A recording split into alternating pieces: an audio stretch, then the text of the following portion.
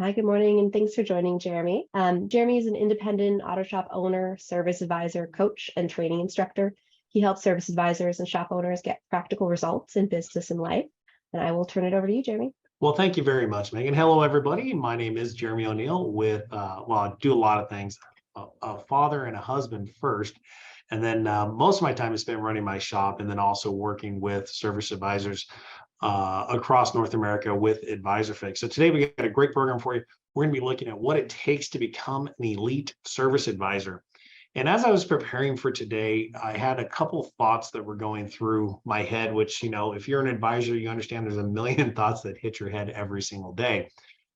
And the thought that I had was, what separates the average service advisor and the average shop from the absolute best of the best? And a little bit about my background. I started in this business at a very early age, at the age of 8 years old. I washed headlights for my dad's gas station. And I couldn't pump gas, couldn't even wash a windshield to save my life. I would leave it so streaked. So I got to wash headlights. And what I learned about that job, I didn't make hardly any money. It was all tips. My dad wouldn't pay me anything, was this love for helping customers take care of their vehicle.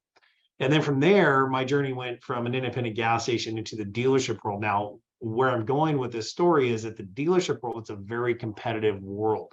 Most dealership service advisors are 100% on commission, meaning you do not have a base salary. So you show up and work and you get results and your paycheck reflects your performance. So it was at the dealerships that I really started to analyze and research the performance of service advisors. And one of the things that I found was, if you're a hard worker and you come in prepared and really hone your craft, you can get literally amazing results. And the top performing service advisors on a commission basis typically will make 2 to 3 times the amount on an annual basis as an average advisor.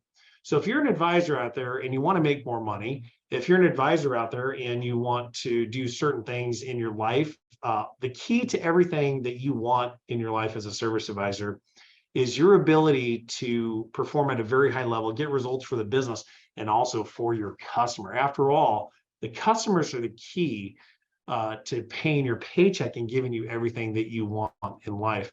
And so as I was preparing for today, I kept thinking about my own shop and our performance here.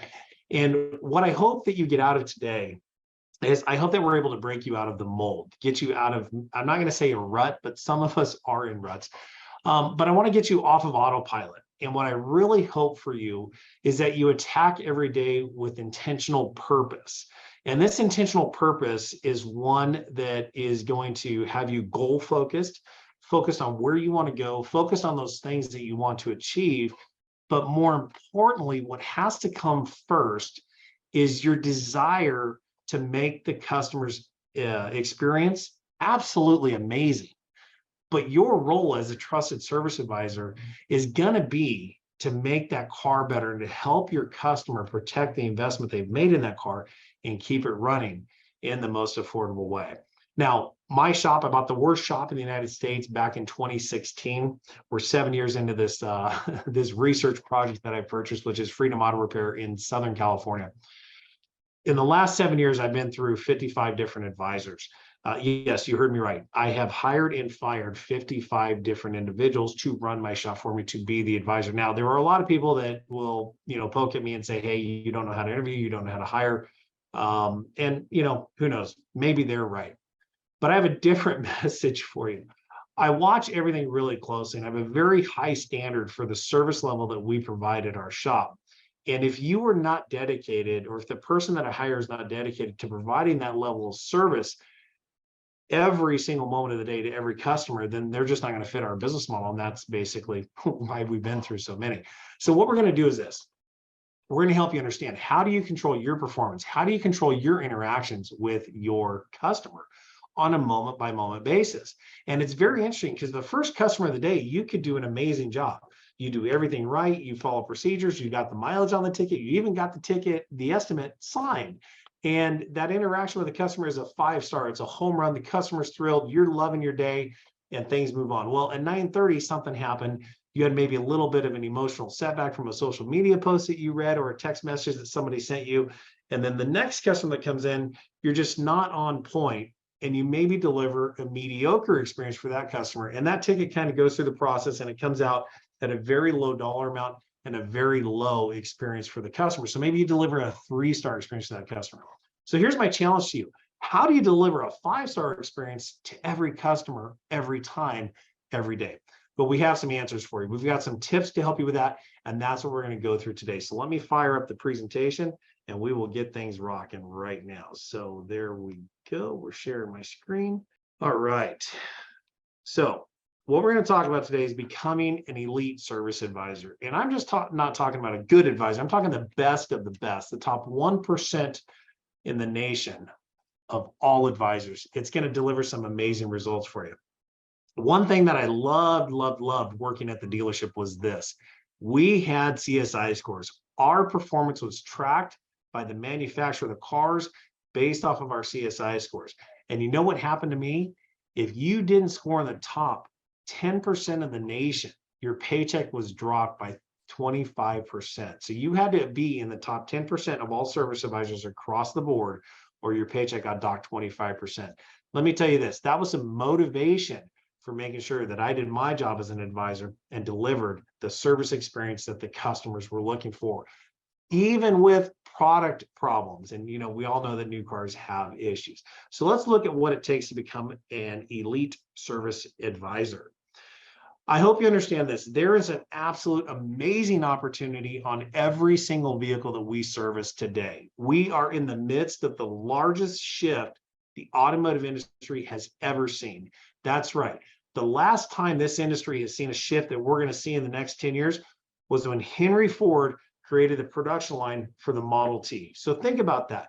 You're living in a very interesting time. You're living in an era of change, fast change, and what our business is going to look like in the next 10 years is going to be completely different than what it looks like today.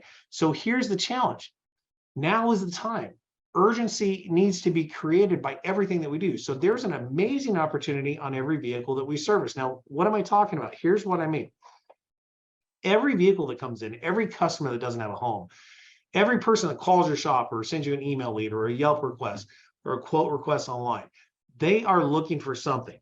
That customer is looking for an expert that they can trust.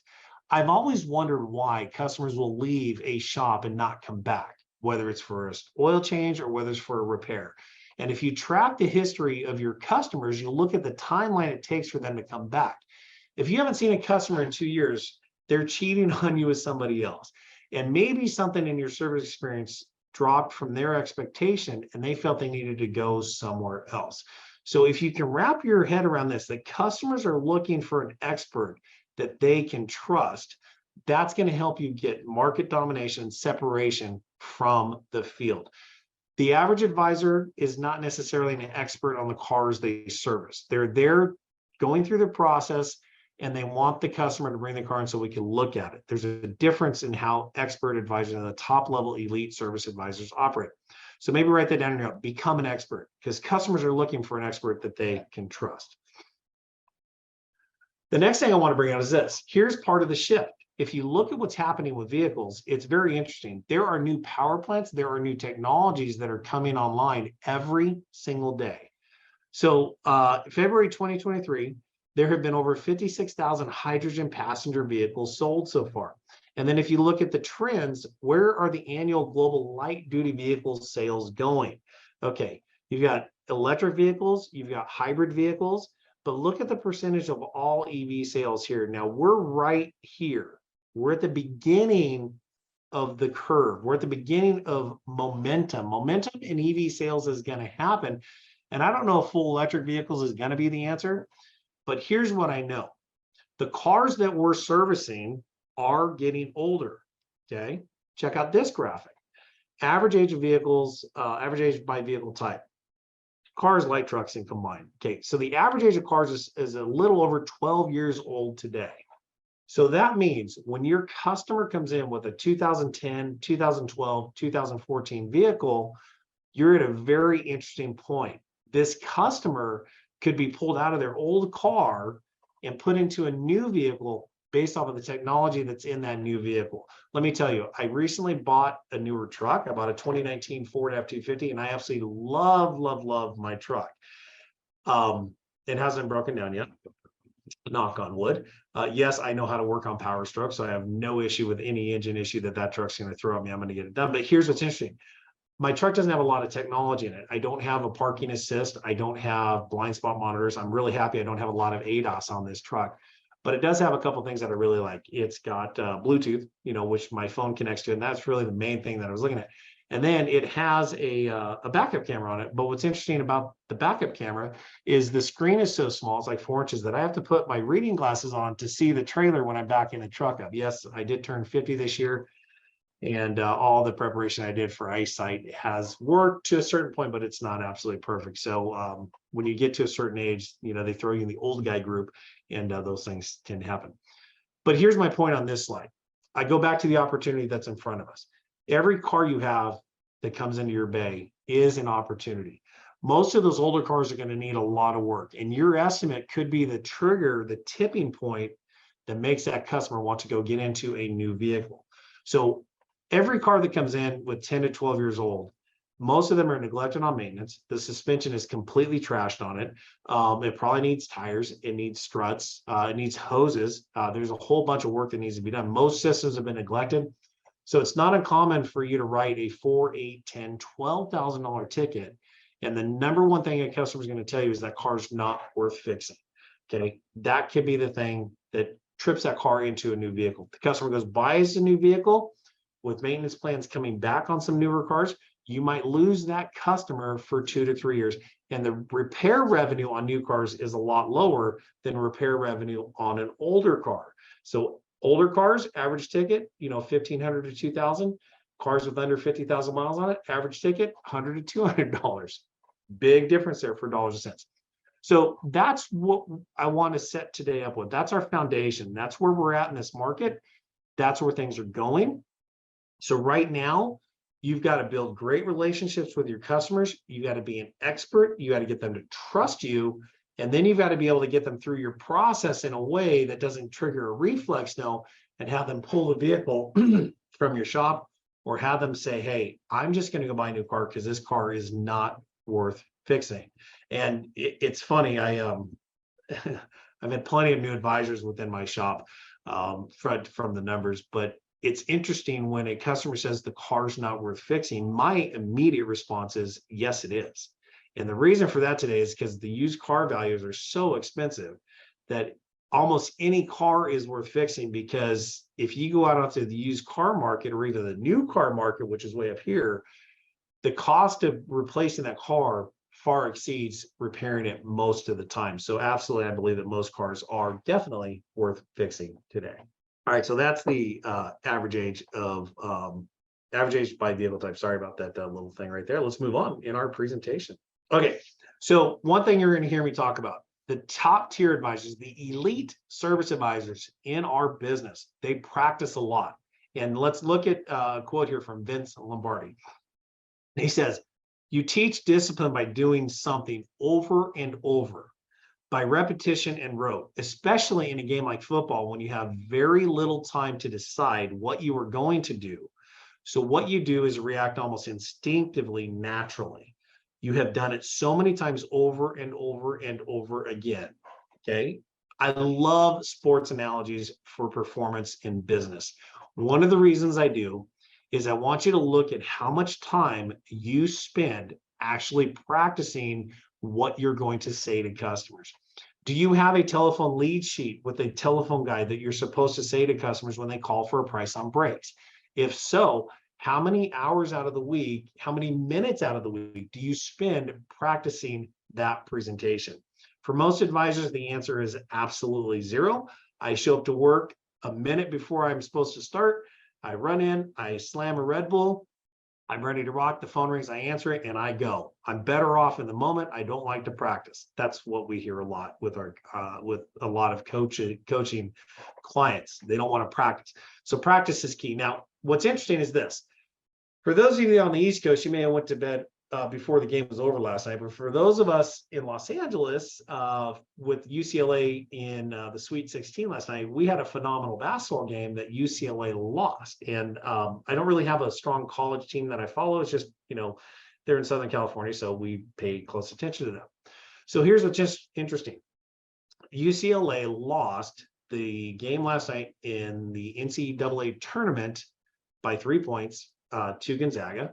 And it came on a last second shot.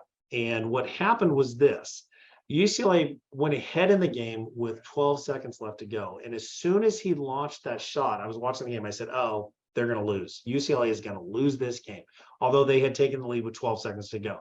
Now, 12 seconds in a basketball game is literally an eternity. The reason I said they were going to lose is because they took that shot too early. They left Gonzaga too much time to wind down the clock, and then they weren't going to have enough time to respond. And sure enough, Gonzaga runs down the court. They launch practically a half-court three-point shot. Boom, nothing but net. Gonzaga now goes on top. I think it was by 2, so maybe I'm off on the score, but UCLA lost the game. That's all that matters. And UCLA had basically 1.4 seconds left to make a shot. Didn't happen. They lose the game. My thought on that is, how much time did UCLA practice that scenario before the game? Probably not a lot.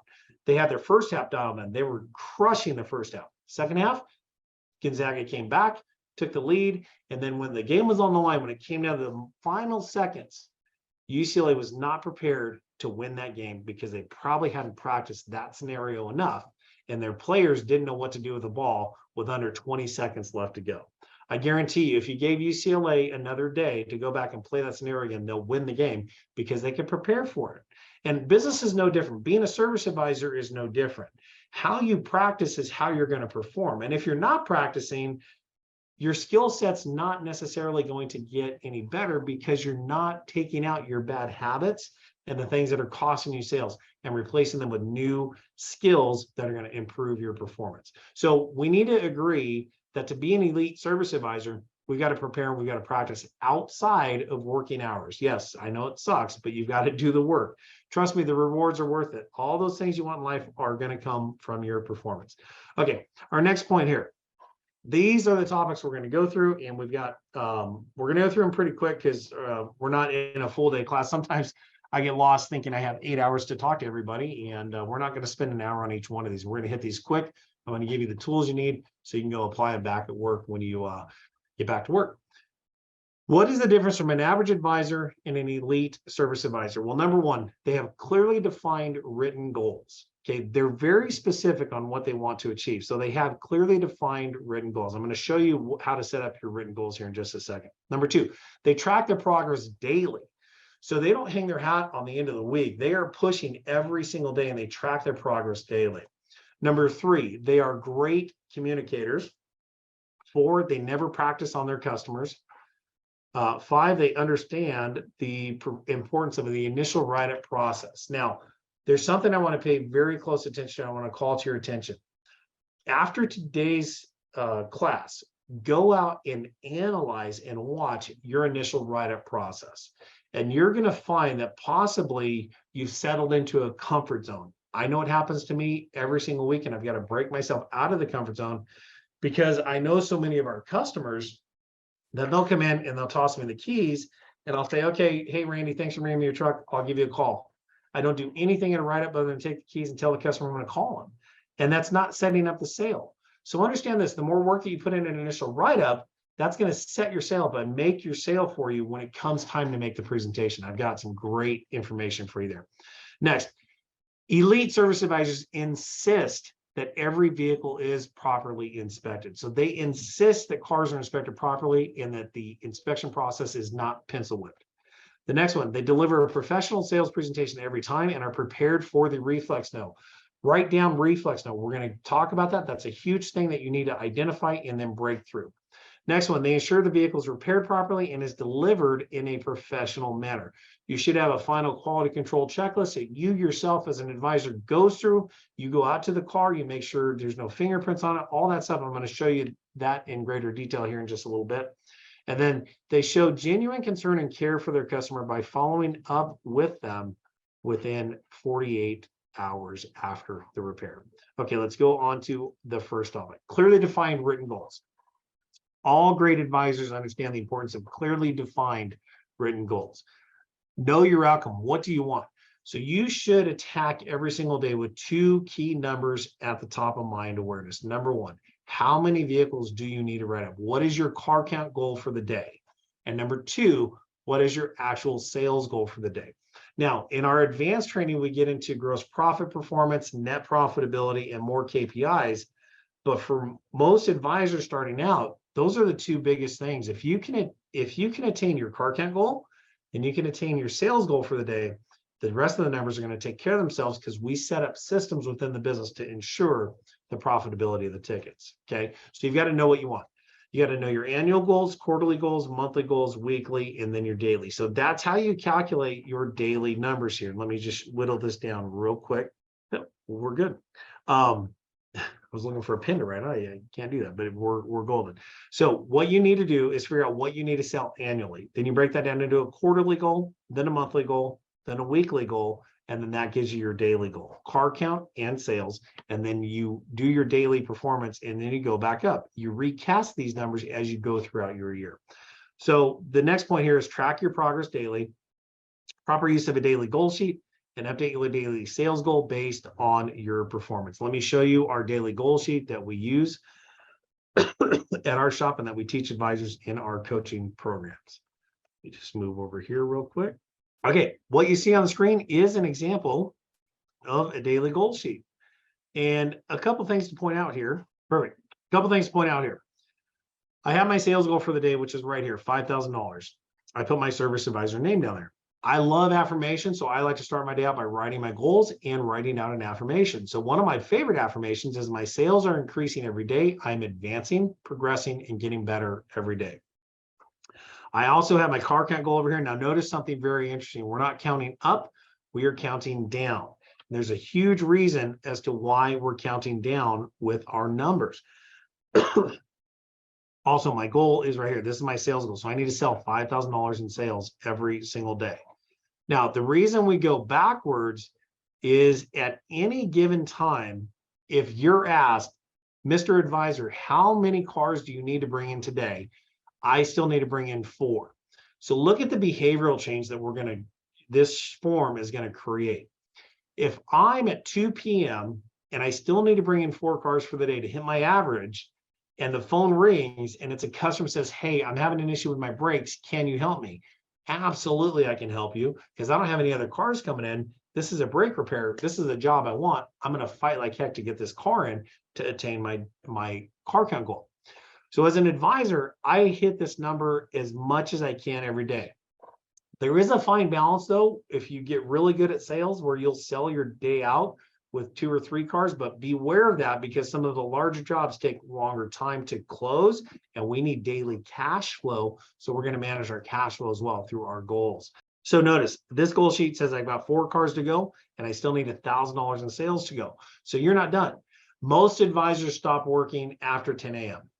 They stop taking cars in after 10 a.m. They wait for the inspections to come in. They do most of their sales before lunch. And then the rest of the day is set on autopilot, following up on parts or doing whatever, but they're not aggressively going after their goals. This one technique is the one thing that has worked in my service advisor career better than anything.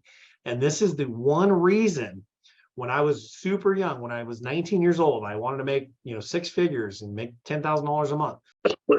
This is the one tool that I use diligently to help me exceed that number. And I can tell you, I can show you my journal when that actually happened, what dealership I was at, and the paycheck stub, where that came in on. So don't take this lightly. This is huge. This is something, even if you're an experienced advisor and you're knocking it out of the park, this is a great tool to go back and refresh yourself to make sure that you're staying current and relevant. Okay, so that's an example of it. This is a blank one. If you would like a copy of this, go to advisorfix.com. That's ADVISORFIX.com. Go to the materials tab and you'll be able to download all the material that we're showing you today. There's a bunch of free tools on that website for you. So there's an example of it. There's a daily goal sheet blank. You can download this, print it, use it. It's yours. Have fun with it. And then please share with me your success stories. All right, let's jump back in here. Here we go. Let's talk about becoming a great communicator. What the best advisors do better than average advisors is this. They manage customer expectations. How long is the service going to take? When are you going to get your car back? One of my newer advisors a couple weeks ago, I was watching this train wreck unfold, and I could tell you, I was like, man, I'm going to have to get involved in this so the customer doesn't leave us a bad review. He takes in a car for an alignment. Now, if you're an alignment shop, you know that most alignments take somewhere between a half hour to an hour. Some go a little bit longer just based off of what's happening. I know our shop, and I know that we're not going to get alignment in and out in under 2 hours, period. So my new inexperienced advisor tells this customer, yes, come on down. We should be able to get you handled within 45 minutes to an hour. And then he takes it in right at 12 o'clock. And a 12 o'clock appointment just doesn't really work because everybody's at lunch. So that was mistake number 2.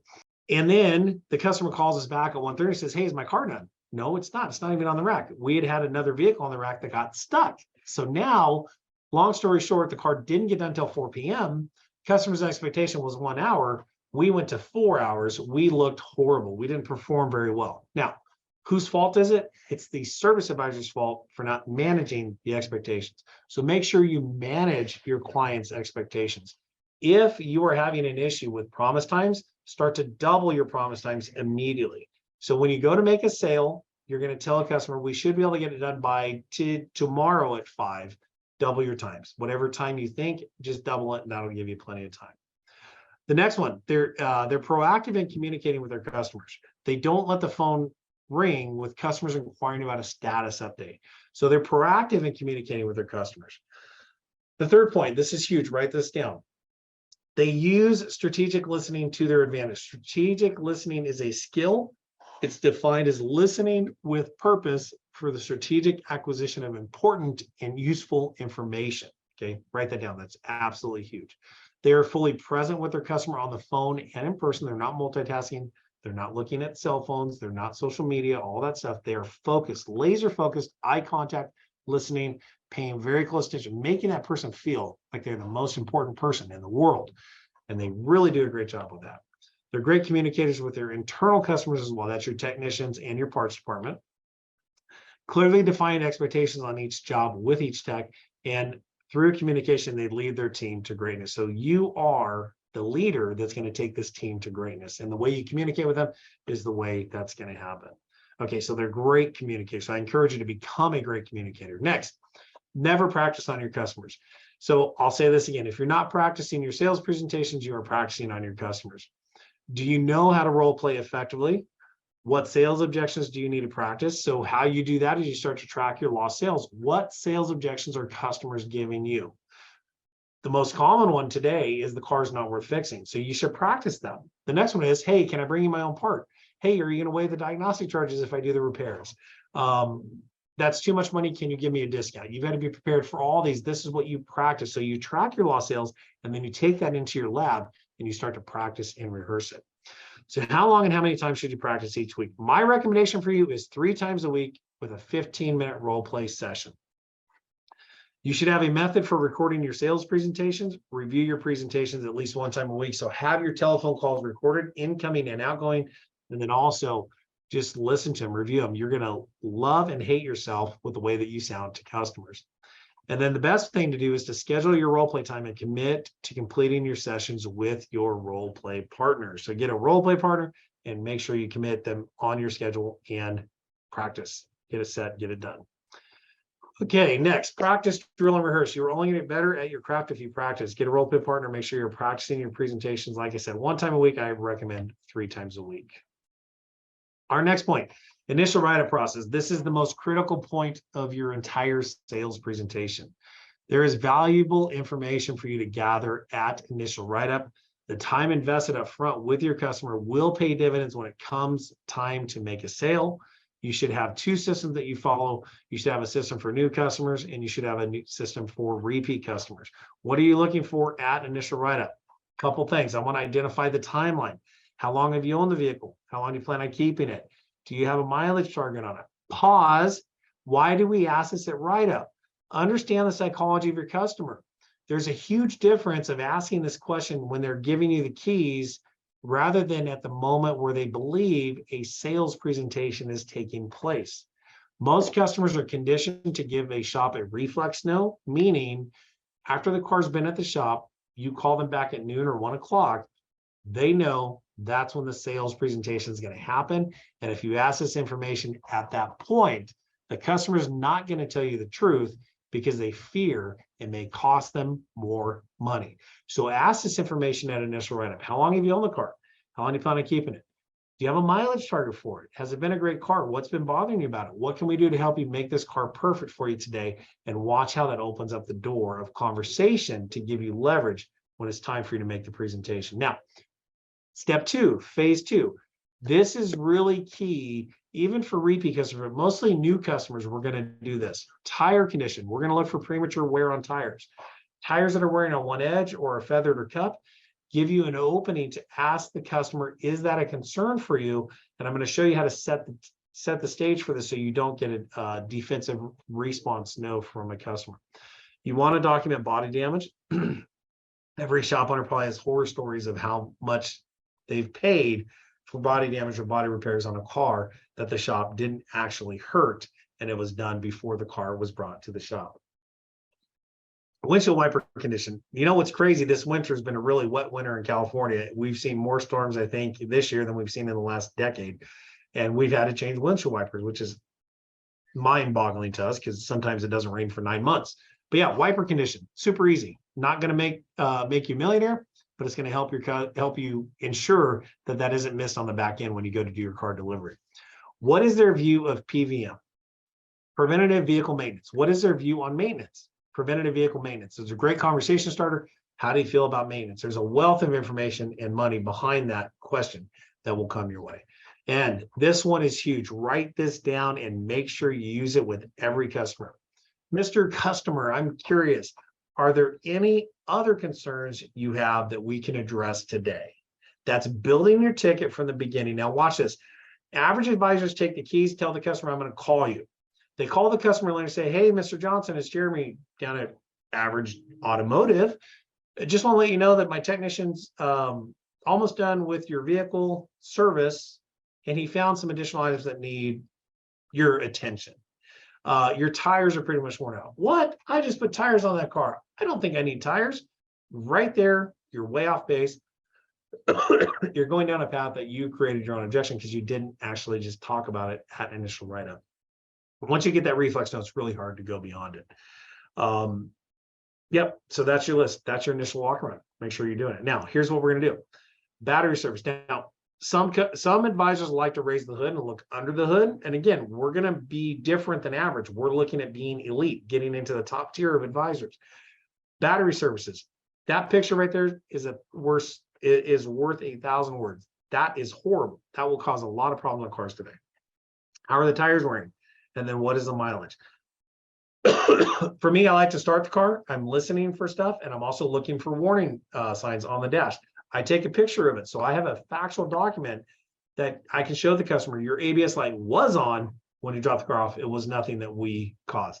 Funny story about that. I have a tire shop next to us, and they had a BMW come in. They put 4 tires on it. And afterwards, the service brake light was on and the ABS light was on, and they're panicked like, oh my gosh, we didn't do anything. We just put tires on it. And sure enough, it was a pre-existing condition that the customer is trying to get over on this tire shop. So pretty crazy. You got to make sure you watch yourself. All right, let's move on. Okay. The best service advisors insist that every vehicle is properly inspected. Here's a quick little checklist for you to take back and make sure you don't piss off your technicians, okay?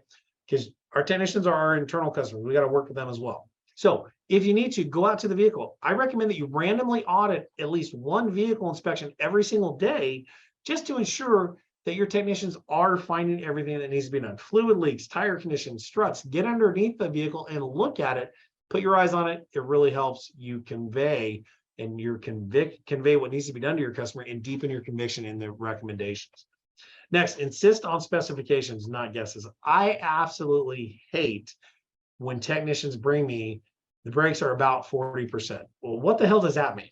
I don't know. They're about 40%. Well, did you take the wheels off and did you actually use the gauge to measure the brake wear? Because there's, specifications. You can do millimeters. There's 30 seconds of an inch, and we could then determine factually where they're at. So insist on specifications, don't guess. Proper road test prior to, do a road test before and after you're doing the testing. Don't be afraid to sell more inspections, testing if needed. So one of the things here that I recommend is on your inspection, if it's a courtesy inspection, that you have subsystems. So if your technician, let's say a customer comes in for an oil change and your technician says, hey, this thing needs struts, ball joints, the front end's tore up on this thing, tires are wearing. So rather than hitting that customer upside the head with a $3,000 undercarriage suspension package, you could possibly go a different path. You could go to the customer and say, hey, Mr. Customer, my technician has noticed some concerns on the steering and suspension. He'd like to look into it a little bit deeper. Would it be okay with you if I had him spend another 15 or 20 minutes getting us the answers we need on your steering and suspension so we can make sure we get this properly taken care of for you? And if you want to put a fee to the test, you can, but getting the approval to get in that depth is going to help get the approval on the sale, because now the customer is prepared and you brought it up as a concern. Insist on proper documentation, pictures, videos, documentation, and then take a holistic approach to car care. All right, let's move on. Now, when you're making your presentation, what you say will make a difference. One thing that I want you to take away from today is this: remove these two words from your vocabulary. So, remove the word suggestions or suggest, and remove the word recommend or recommendations. Now, I know, hold on. Don't send that over yet.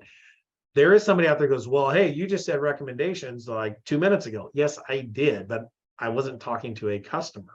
So when I'm talking to a customer, I'm going to remove the word suggest, suggestions, or recommend out of my vocabulary because it's a very soft word. There's no impact to the wording. Instead, what we're going to use are these words: areas of concern, items in need of your attention. And then in order to resolve your concern about X, we're going to need to do this. So that's what you want to do. You want to really understand your language, how you're conveying. The words that you use are going to make a dramatic impact or they're not. And the top advisors understand language and how to use the right word at the right time with the right tonality. It's absolutely huge. All right, so we're going to remove these two words and we're going to replace them with these. Making your presentation, review the information from write-up, always review the vehicle and customer history. So always get back into service history. Check the service history before you call the customer. Your shop may not have worked on it, but the customer may have had something done somewhere else, okay? Have a game plan. Have a visualized game plan on where you want to go with the sales presentation. Show the customer how they want to talk about the benefits, the end result that the customer will realize. You're not going to have to get a new car payment. You're going to be able to lower your cost of ownership. We're going to help you get another 100,000 miles out of this car. Paint that picture so the customer can see down the road long term. And then be prepared for the reflex no. Become great at uncovering the true objection. Okay. Before you jump on the phone or get into a presentation, mentally rehearse your presentation prior to making the sale or perform a role play prior to making the call. When I first started out, I would role play with my technician. And after about 3 months, he said, hey, stop. I got to work. Leave me alone. You're really good at this. Just go talk to the customer. I practiced every presentation for 3 months before I would get on the phone with the customer. Make sure your customer has time for your call or your presentation. Always go back over the initial concern. Put the customer's mind at ease that you're going to solve their concern. Review the customer's timeline based on what you told me from write-up. You wanted to keep this car another 5 years and get to 250,000 miles. That's a home run right there. Make sure you are fully disclosing everything that the vehicle needs and help your customer create a plan of action to address those concerns. And then be prepared to offer options to your customer. Okay, moving on real quick. Oh, okay. There was a chat. I'm going to hold that question for this. So there's a great question I want everybody to listen to here in just a minute. We'll get to that here in just a little bit. It's a question about using chat versus phone call. I'll answer that here in just a second. Okay, now, next step, as an advisor, ensure the vehicle is repaired properly and is delivered in a professional manner. So when the car's done, you can't just take your technician's word that it's parked and ready to go. You need to spend 30 seconds to 2 minutes with each car at the end of the day. Start it up. Make sure that if there was a light on, it's fixed.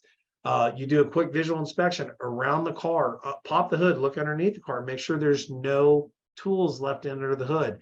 It's your job as the best that you can be to make sure that that car is in a better state and it's absolutely perfect when it leaves than when it came in. You have to deliver that. You've got to be passionate about this, because that's what's going to make or break it. When the customer gets in their car and they're leaving your shop, how is it? Is it absolutely fixed? Okay, next, the best advisors do it. They show genuine concern and care for your customer by following up within 48 hours after repairs. There's 3 ways I like to follow up. Majority is done through text message, precisely 48 hours after the sale is done and the car's been picked up. A customer gets a text from us that says, hey, we hope you and your vehicle are thrilled with the results from Freedom Auto Repair. Thanks for choosing us. Happy motoring. It's a great little message. It works amazingly well. You could also do a phone call. Well, the challenge of phone calls is time. And the next one, handwritten thank you notes. Those are a golden way for you to connect and build great relationships. Again, challenge is time. So here's what I recommend. Set up your text messaging system to send out these automated follow-ups within 48 hours. And you should be able to do that within AutoLeap to get the follow-up message sent out via text. Then follow up with a phone call on the larger repairs and send a handwritten thank you note to every first-time customer that you dealt with. And that's a plan for success right there. Okay. All right. Let's see here. I'm not going to go through that one. We are right at the top of the hour. Let me do this real quick. If you have questions, don't leave just yet. I got a question I'm going to get to, which was, let me go to the chat. So there was a question that says, how do you feel about using the chat feature on AutoLeap to communicate instead of a phone call? So that's from S&D Performance to everyone. I love it. So think about this. People are busy today. A text message is more impactful than a phone call. And let's face it, more advisors fail to make the phone calls than they actually make. And we're all guilty of this. The worst is when a customer is so frustrated with your communication process that they actually get in their car and they show up at your shop to say, hey, what the hell's going on with my car? Oh, Mr. Smith, I was just about to call you.